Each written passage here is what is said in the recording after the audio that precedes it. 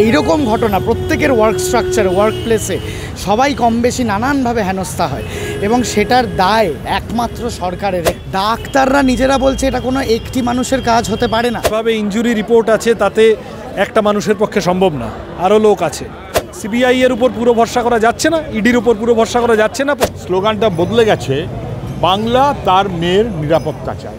ইতিমধ্যে CBI order হয়ে গেছে, তথ্য লোপাটের যতটুকু বাকি আছে সেই কারণেই কালকে দেয়াল ভেঙেছেন। পশ্চিমবঙ্গে পুরোপুরি ব্যবস্থাটা ক্যান্সারগ্রস্ত হয়ে গেছে এবং ধর্ষণ যারা করেন তাদের পেছনে মুখ্যমন্ত্রীর প্রচণ্ড মদত আছে। ধরনের ক্রিমিনাল ইনভেস্টিগেশনের ক্ষেত্রে ওই যে বললাম, সময়, এভিডেন্স এবং উইটনেস অত্যন্ত গুরুত্বপূর্ণ। কিছু একটা ধামাচাপা দেওয়ার চেষ্টা করছে রাজ্য পুলিশ, সেটা যাতে সিবিআইয়ের হাতে না পৌঁছয় সেই জন্য রাতারাতি সেই সেমিনার রুম ভেঙে দেওয়ার প্ল্যান করছিল। আশপাশের ঘরগুলো প্রায় ভেঙে ফেলেই ছিল।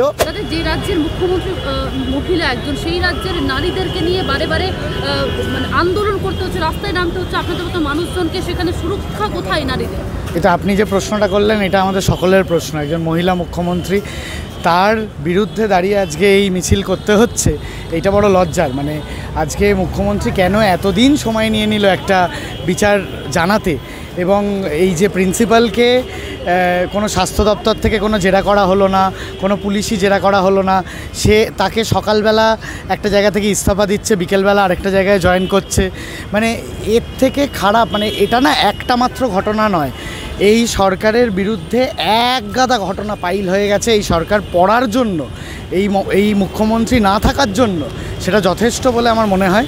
আজকে সাধারণ মানুষ রাস্তায় নেমেছে, রোজ নামছে, আরজি করে অবস্থান চলছে, এবং আজকে রাতে সাধারণ মানুষ সারা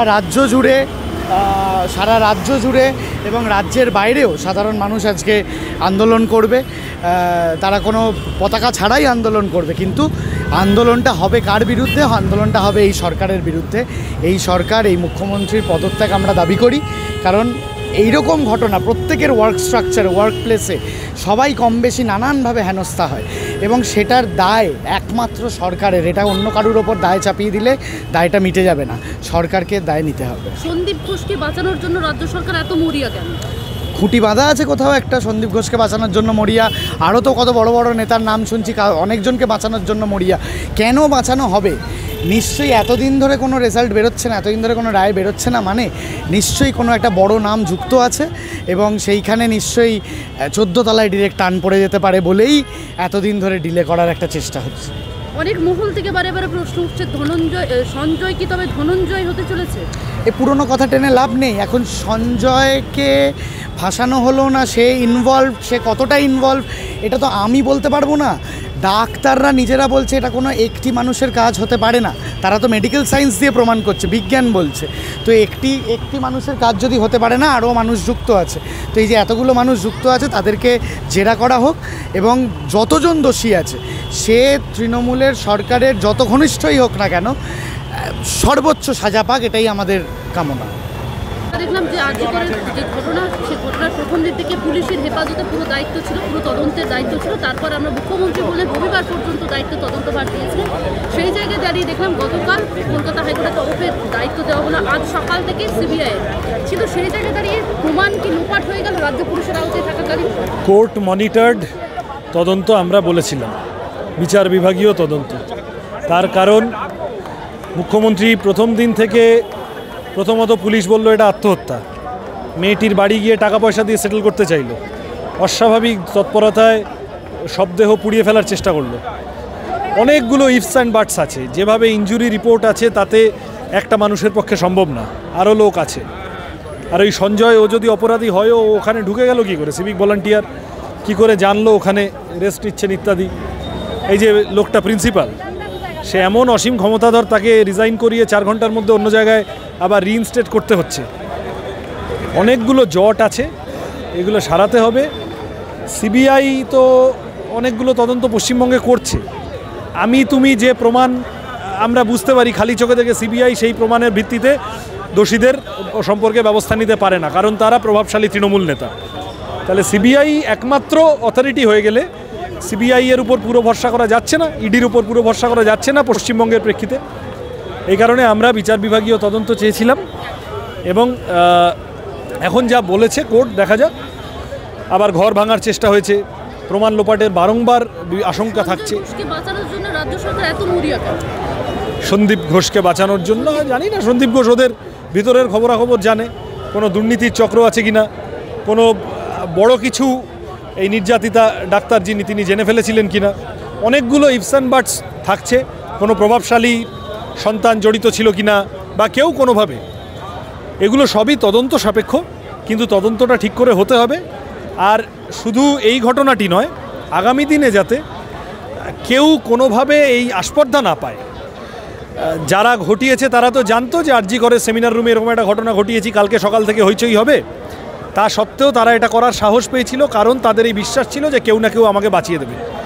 এই যারা বাঁচিয়ে দেবে বলে সাহস দিয়েছে সেই লোকগুলোরও বিচার হওয়া উচিত। কুণাল ঘোষ থেকে সুখেন্দু শেখর রায় এনারা এক্স হ্যান্ডেলে বলছেন, তারা সাংবাদিক সম্মেলন করে বলছেন বিভিন্ন পাশে রয়েছি বা আশ্বাস দিচ্ছেন, প্রতিবাদ জানাচ্ছি, কিন্তু তাদেরকে মাঠে ময়দানে দেখতে পাওয়া যাচ্ছে না। ভয় পাচ্ছেন? তৃণমূলের 2-3 নেতা দেখলাম অত্যন্ত অসংবেদনশীল মন্তব্য করেছেন। এটা তো সিপিএম তৃণমূলের ব্যাপার না। আমি নিশ্চিত আজকে রাত্রিবেলা যখন মেয়েরা রাত জাগবেন, তৃণমূলকে অতীতে সমর্থন করেছেন, কখনো এমনও অসংখ্য নারী তারা রাস্তায় নামবেন। সেটাই স্বাভাবিক, সেটাই উচিত।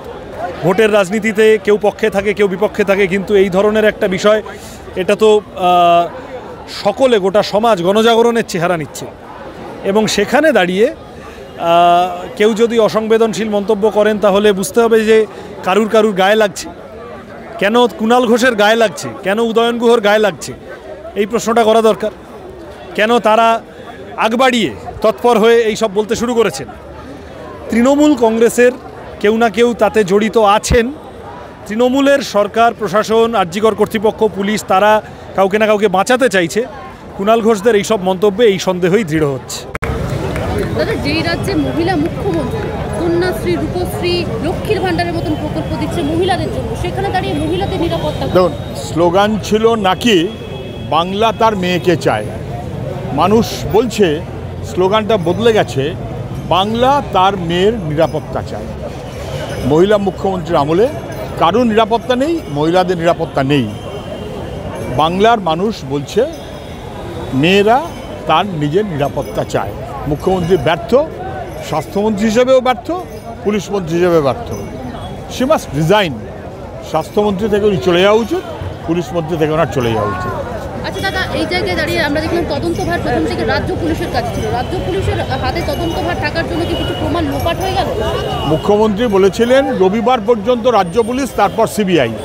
আমি সেদিনই বলেছিলাম তথ্য অর্ধেক লোপাট হয়ে গেছে, বাকি যেটুকু রয়েছে সেটা রোববারের মধ্যে লোপাট করতে উনি খবর দিয়েছিলেন।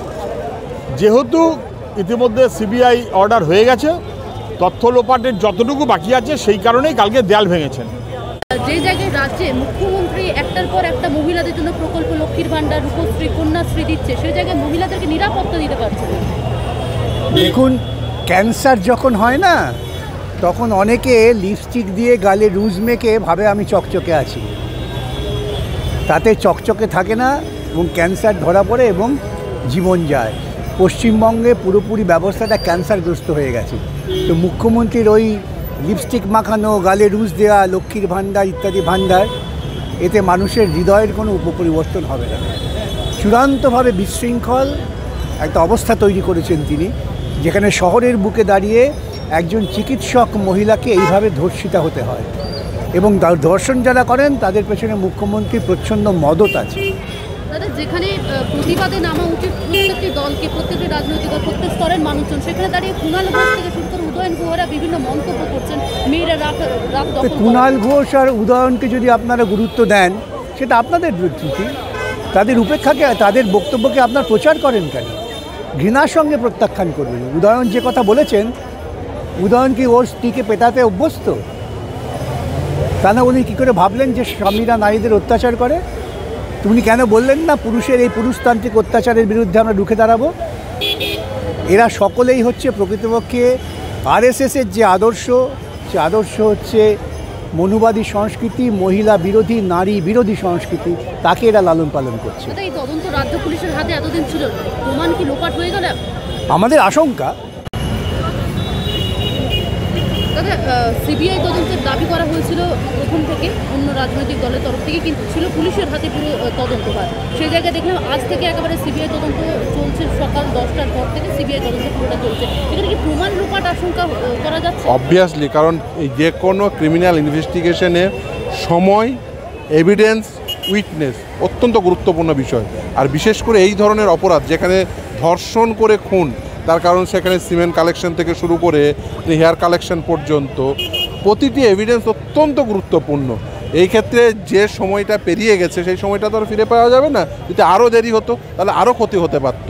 আসলে এই যে ধরনের ক্রিমিনাল ইনভেস্টিগেশনের ক্ষেত্রে ওই যে বললাম, সময়, এভিডেন্স এবং উইটনেস অত্যন্ত গুরুত্বপূর্ণ। এই ক্ষেত্রে আমি বলবো যে যেভাবে এই ইনভেস্টিগেশনটা কলকাতা পুলিশের তরফ থেকে কন্ডাক্ট করা হয়েছিল সেটা কোনোভাবেই সঠিক ছিল না। এবং আপনাদের নিশ্চিতভাবে এটা দেখেছেন যে সন্দীপ ঘোষেদের মতো লোকেরা যারা দায়িত্বে ছিলেন তারা কিন্তু এই তদন্তের আওতাধীন হননি। এটা কখনোই কোনোভাবেই এটা হতে পারে না। এখান থেকেই পরিষ্কার হয়ে যায় যারা দায়িত্বপ্রাপ্ত ছিলেন তারা এফআইআর রুজু করলেন না, ইউডি কেস রেজিস্টার্ড হলো না, অথচ ইউডি কেস রেজিস্টার্ড হলো, অর্থাৎ আনন্যাচারাল ডেথ, অথচ নর্মাল এফআইআর রুজু হলো না, অথচ তারা তদন্তের আওতাধীন হলো না। এটা কোনোভাবে কাঙ্ক্ষিত নয়।